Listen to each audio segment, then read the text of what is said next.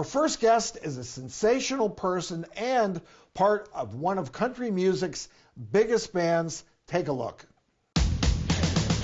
Kimberly Schlapman, part of the Grammy, ACM, CMA, and AMA award-winning group Little Big Town. Hits like Girl Crush and Better Man turned them into country royalty. In January 2020, they released their 9th studio album, Nightfall.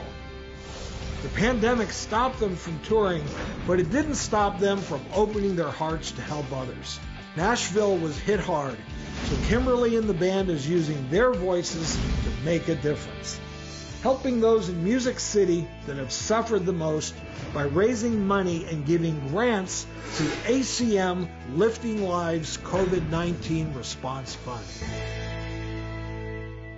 And joining us now via Zoom is Little Big Town's Kimberly Schlapman.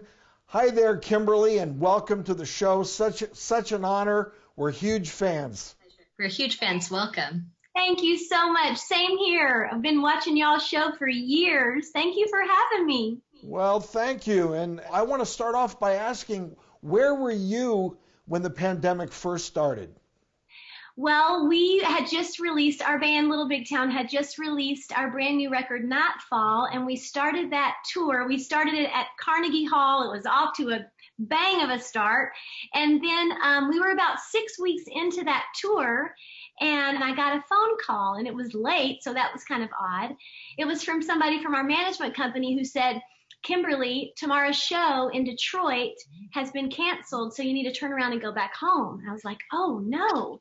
So we were supposed to have 2 shows in Detroit that weekend, and then we were supposed to go to Chicago.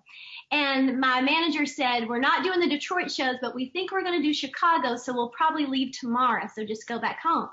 So I went back home with my girls. Then I got a call the next morning, and he said, well, the Chicago show's been canceled, and so has next weekend, and so has the next weekend, and we don't know when we're going to be back out on the road. At the time, we thought we'd be back on the road in the summertime. You know, we thought that this will take a few months, and then we'll get right back out there, and then we haven't gone back yet.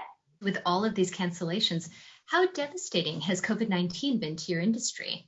Oh, I'm telling you, it has absolutely been catastrophic to our business here in Nashville and all the music business.